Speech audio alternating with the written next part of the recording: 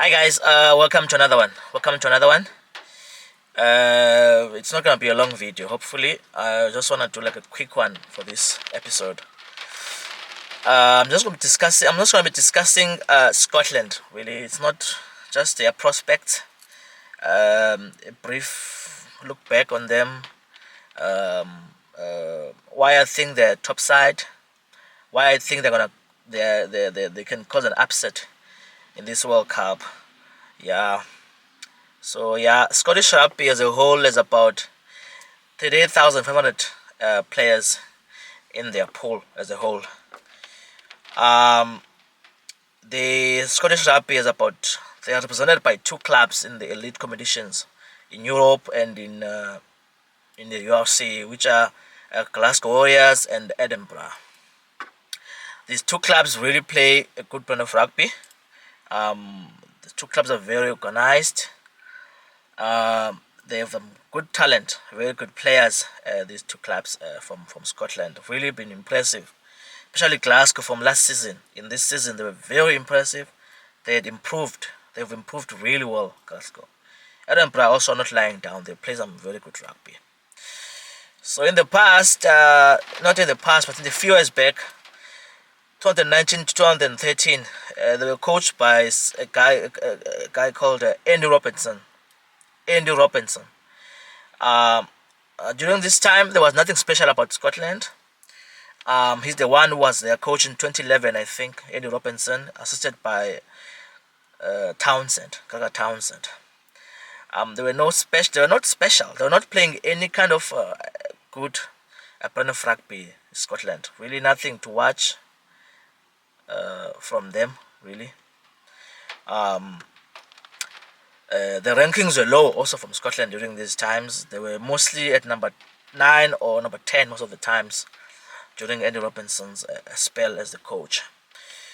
Then when he left, they hired Van Cotter from 2014 to 2017.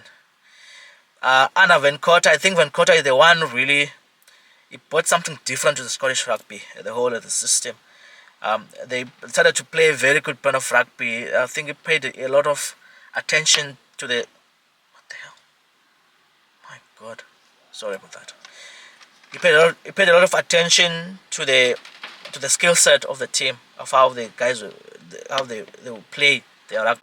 I think it brought a good impact to the Scottish rugby as a whole. Van Cotter, when he came in, things changed a bit in how Scotland were playing, and started to have some teeth also to bite now on the bigger teams also. Although they were not winning the big games, but they were playing.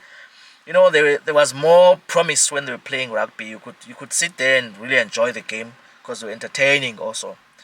Yeah, so from 1 to 15, really in the field, the players were.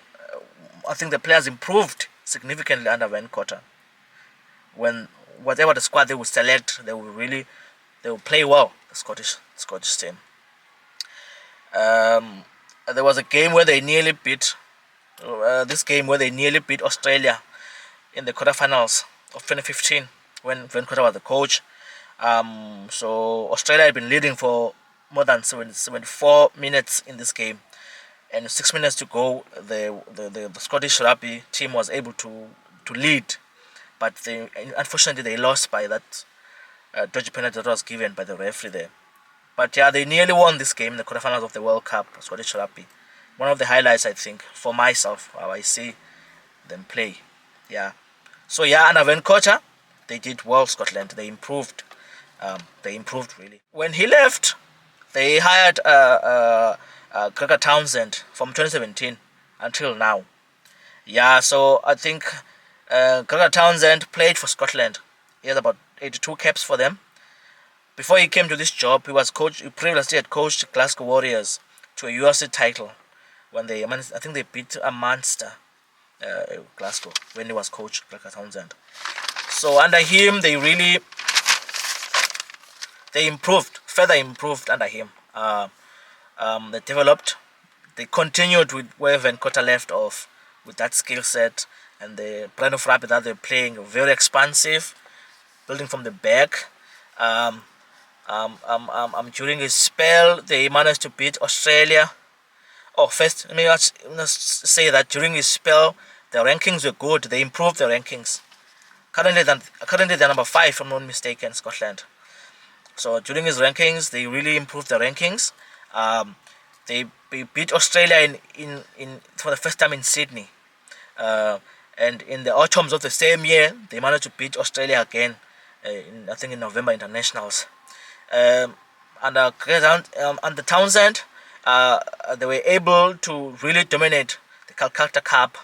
In 2019, they managed to beat England. 2018, they beat England and losing for 7 games. Uh, it was there. They were holding a 7 game loss against England. And when Gregor Townsend came in, they won in 2018 the Calcutta Cup. They drew in 2019 the Calcutta Cup against England. In 2020, they lost to England, Calcutta Cup. 2021, 2022, 2023, they've been winning against England, Scotland.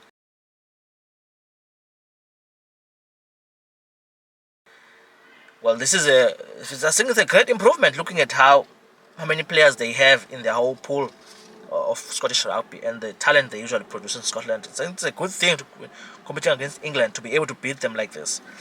The one game that really impressed me, one of the highlights of this Scottish team was when they were playing England in 2019 in the Six Nations, where they went to half time 31 points down, I think.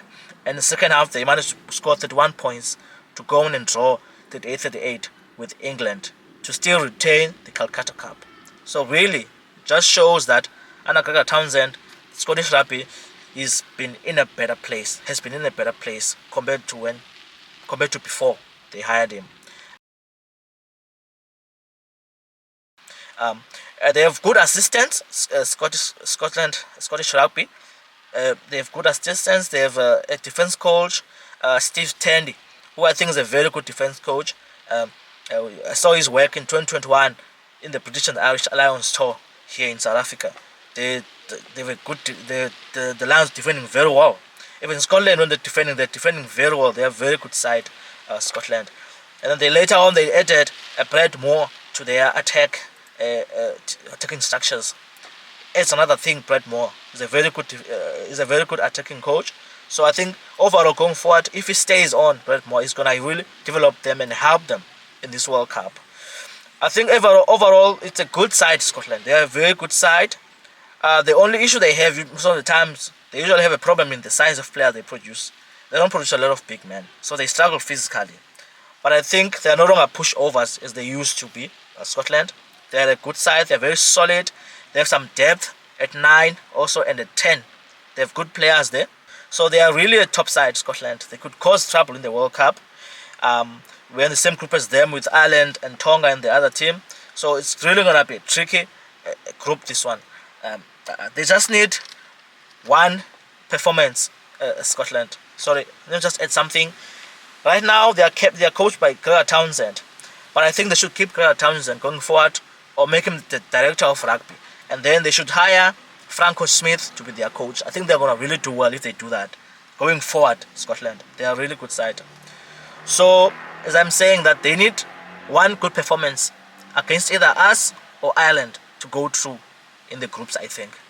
So, yeah, it's going to be an interesting World Cup, actually, for them.